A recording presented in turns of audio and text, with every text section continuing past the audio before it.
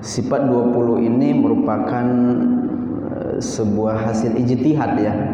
Ini memang bukan Rasulullah yang menciptakan ini, tetapi salah satu metode yang dilakukan oleh ulama bagaimana cara bertauhid kepada Allah Subhanahu wa taala.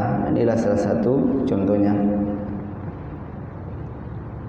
Kita lihat Bapak Ibu jemaah yang mulia, yang pertama adalah wujud. Nah, wujud ini ada. Jadi mustahil bagi Allah itu jika tiada. Kenapa? Kalau kita lihat ciptaan-ciptaan Allah sungguh menakjubkan. Di situ kita tahu bahwa Allah itu ada. Kenapa misalnya ada laut, ada gunung, ada bukit, tak mungkin dia berdiri sendiri tanpa ada yang menciptakan. Nah, itu hanya berlaku untuk Allah Subhanahu wa taala. Kenapa Masjid Baitur Rahman ini bisa berdiri kokoh? Karena ada yang membangun. Nah, atas izin Allah dibangun sehingga dia bisa berdiri. Itu memastikan bahwa Allah Subhanahu wa taala itu ada. Jadi dengan adanya sifat wujud ini, maka sepantasnya bagi orang yang mempunyai i'tikad yang benar, yakni agar selalu ingat kepada Allah Subhanahu wa taala setiap kali melihat keadaan yang tampak di alam ini. Kenapa burung bisa berterbangan? Kita ingat kepada Allah Subhanahu wa taala yang menciptakan itu Allah. Kenapa laut itu begitu luas? Berbagai macam binatang-binatang laut yang ada di situ. Jawabannya hanya disandarkan kepada Allah Subhanahu wa taala. Jadi maka dari itu, untuk memastikan wujud dan keberadaan Allah itu, ciptaan-ciptaannya nyata di muka bumi ini. Diciptakan makhluk lengkap dengan rezekinya. Diciptakan gunung sebagai pasak bumi, wal jibala autada. Jadi gunung itu sebagai pasak bumi. Tidak akan mungkin kita menciptakan gunung material yang begitu banyak isi yang ada di dalamnya. Itu hanya Allah Subhanahu wa taala. Jadi keberadaan Allah itu jelas, bahwa Allah itu ada. Nah, dalam sebuah kisah Bapak Ibu yang mulia akan kita sampaikan. Namun sebelumnya rujukan dari sifat wujud ini. Kenapa ulama kita dulu berijtihad mengatakan sifat 20 ini yang pertama wujud? Apa landasan mereka? Inilah alasannya, bukan hanya sekedar dibuat-buat, tetapi ada di dalam surah Sajadah ayat 4. Allahul ladzi khalaqas samawati wal ard wa ma bainahuma. Jadi Allah yang menciptakan langit dan bumi dan apa yang ada di antara keduanya. Di langit dan di bumi dan ada di antara keduanya. Berarti artinya adalah semuanya ciptaan Allah Subhanahu wa taala. Nah, andai kata ada orang yang membatalkan bahwa sifat 20 itu adalah aliran sesat, berarti yang mengatakan itu tidak paham dengan Al-Quran dan Sunnah. Ini Allah yang menyampaikan. Jadi semua apa yang ada di alam ini diciptakan oleh Allah SWT. Ada sebuah kisah Bapak Ibu jamaah mulia, seorang ateis. Ateis ini adalah orang yang anti Tuhan. Dia tak perlu Tuhan katanya. Kenapa alam ini berdiri sendiri? Kenapa kita ada? Ya begitulah ketentuannya. Jadi ateis, dia tidak percaya kepada Allah. Dia tidak percaya bahwa alam semesta ini ada ciptaan Allah. Nah, bahkan dia melakukan beberapa pertanyaan Bapak Ibu yang mulia kepada para ulama di masa itu, termasuk kepada guru Imam Abu Hanifah, Imam Hanafi. Banyak ulama yang bungkam dengan pertanyaannya. Apa pertanyaannya? Jika Allah itu ada, aina Allah, di mana Allah itu? Kenapa dia tak terlihat? Ini kan pertanyaan yang akan menjebak Bapak Ibu jamaah mulia.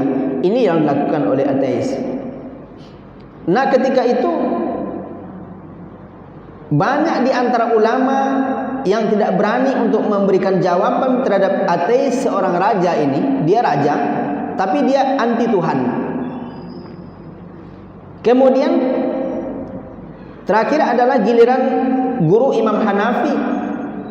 Tetapi sebelum gurunya itu memberikan jawaban Bapak Ibu jamaah mulia, maka Imam Hanafi ketika itu di usia kecil, dia menunjuk Dia mengatakan saya bisa memberikan jawaban. Ini Imam Hanafi di masa kecilnya. Nah, sebelum Imam Hanafi memberikan jawaban, maka pertanyaan diluncurkan lagi oleh ateis ini. Ada 3 pertanyaan. Yang kedua adalah, siapa yang sebelum Allah dan siapa yang sesudah Allah? Ini kan pertanyaan luar biasa.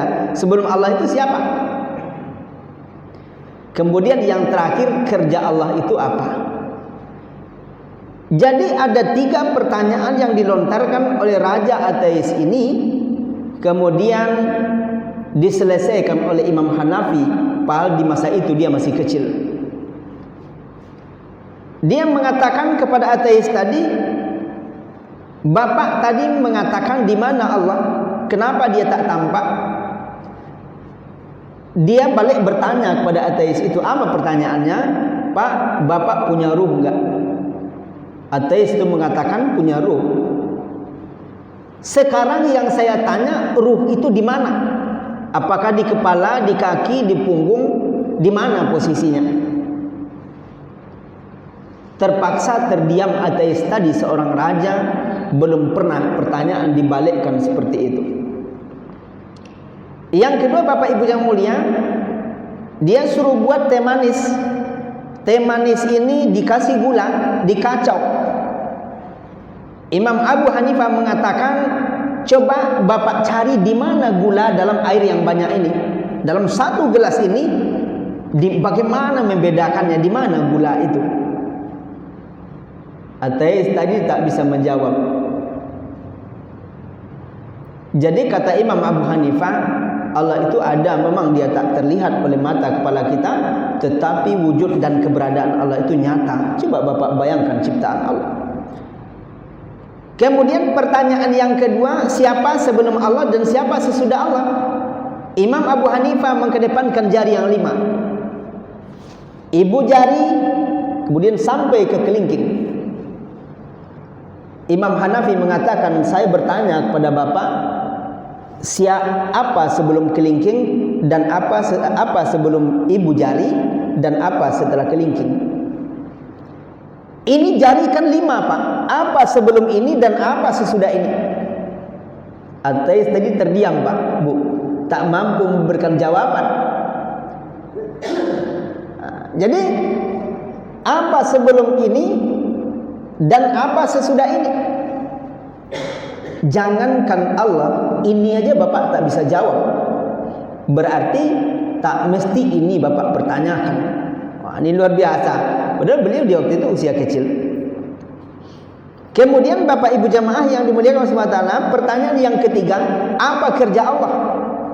Kata Imam Abu Hanifah, kebetulan ateis tadi di mimbar, Pak, di tempat agak tinggi. Apa kerja Allah?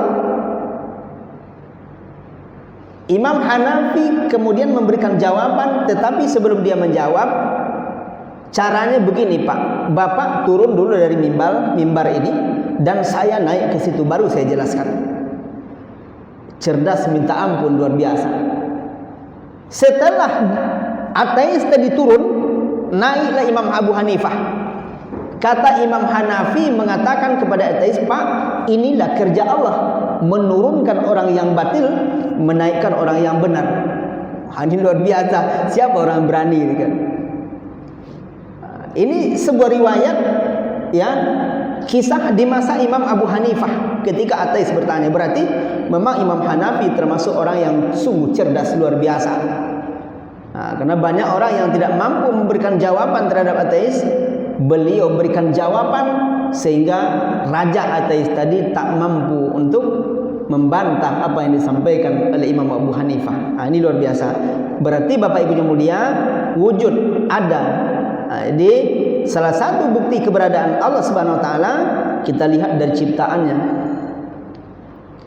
Mungkin barangkali kalau ini memang tidak cukup dalam waktu yang singkat, tapi kita bahas beberapa bisa saja. Nah, Bapak Ibu jamaah yang dimuliakan Allah Subhanahu wa taala. Nah, kemudian berikutnya adalah, ataupun yang kedua, kidam. Kidam itu terdahulu. dengan kidamnya Allah, maka sepantasnya bagi orang yang beriman mempunyai iktikad yang benar, yaitu banyak-banyak bersyukur kepada Allah Subhanahu wa taala. Kenapa?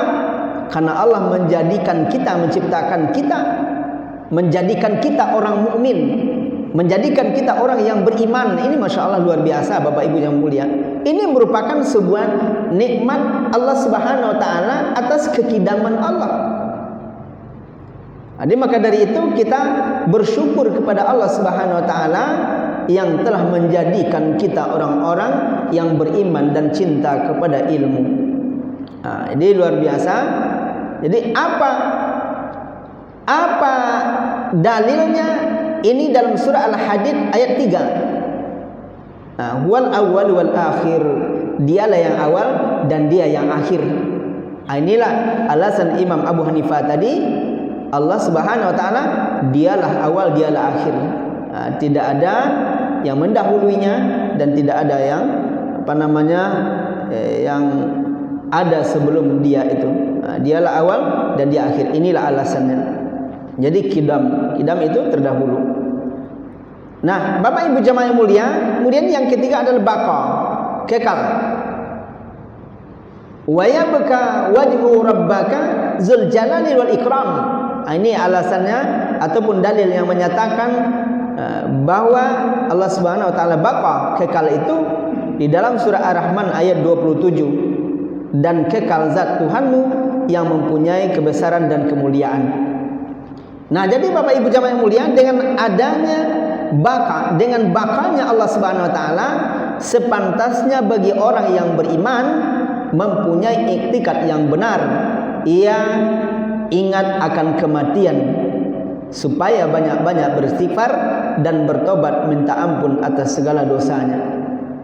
Nah, ibu bapak jamaah yang dimuliakan Allah Subhanahu wa taala, maka dari itu ketika kita mempelajari baqa, kekalnya Allah Subhanahu wa taala, tentu makhluk tidak ada yang kekal, ibu pak. Makhluk tidak ada yang kekal. Maka dari itu salah satu caranya adalah kita ingat akan kematian dan mempersiapkan bekal untuk kematian tersebut. Inilah dia. Karena yang kekal abadi hanyalah Allah Subhanahu wa taala. Sedangkan dunia ini fana, akan berakhir suatu saat, akan ada finish dari setiap kehidupan itu. Nah, Bapak Ibu jamaah yang dimuliakan Allah Subhanahu wa taala, inilah dalilnya tadi. Kemudian yang keempat, atau mungkin barangkali kita kaji 4 aja dulu Bapak Ibu jamaah yang mulia. Berikut kita sambung. Kemudian mukalafatul hawadis, berbeda bagi Allah ya segala yang baru. Artinya dengan sifat Allah Subhanahu wa taala mukalafatul hawadis Allah, maka sepantasnya bagi orang yang beriman mempunyai iktikad benar, itu banyak-banyak bertasbih kepada Allah Subhanahu wa taala agar mendapat rahmatnya. Nah, apa dalilnya? Apa alasannya? Laisa kamitslihi syai'un. Ini dalam surah Asy-Syura ayat 11. Tidak ada sesuatu pun yang serupa dengan dia. Inilah Allah Subhanahu wa taala. Jadi kalau ada orang mengatakan saya sudah melihat sesuatu, kalau orang-orang fasik di masa lalu ketika dia nampak matahari dia mengatakan, oh ini mungkin Tuhan. Kemudian matahari itu hilang, kemudian juga dia nampak bulan, mungkin ini Tuhan. Padahal laisa kamitslihi syai'. Jadi Allah itu tidak ada sesuatu pun yang serupa dengannya. Ini Bapak Ibu jamaah yang dimuliakan Allah Subhanahu wa taala. Yang terakhir lah, yang cukup 5 lah ya. Kemudian qiyamuhu ta'ala binafsi, qiyamu binafsi. Allah berdiri dengan sendirinya. Ya, berdiri Allah dengan sendirinya. Mustahil Allah tidak berdiri dengan sendirinya. Dengan qiyamun binafsi Allah, maka sepantasnya bagi orang yang beriman mempunyai iktikad yang benar, menyatakan bahwa segala hajat dan keperluan hanya mengharap kepada Allah Subhanahu wa taala. Inilah terakhir dalilnya, Allahu ghaniyun 'anil 'alamin. Sungguhnya Allah benar-benar maha kaya, tidak memerlukan sesuatu dari semesta alam ini. Jadi kalau beda dengan makhluk, kalau makhluk kaya kita membutuhkan orang, semakin kaya semakin banyak membutuhkan orang, semakin banyak aset semakin dicari orang untuk bisa mengurusi itu. Tapi Allah Subhanahu wa taala ghaniyun 'anil alamin. Allah Maha Kaya, sesungguhnya Allah benar-benar Maha Kaya, tidak memerlukan sesuatu dari semesta ini. Ini luar biasa. Jadi mudah-mudahan Bapak Ibu jamaah yang mulia, dengan pelajaran dari 20 sifat yang kita pelajari, jadi 5 diantaranya sudah kita bahas. Mudah-mudahan semakin kokoh ilmu dan iman kita, semakin dalam tauhid kita kepada Allah Subhanahu wa taala. Mudah-mudahan bermanfaat. Assalamualaikum warahmatullahi wabarakatuh.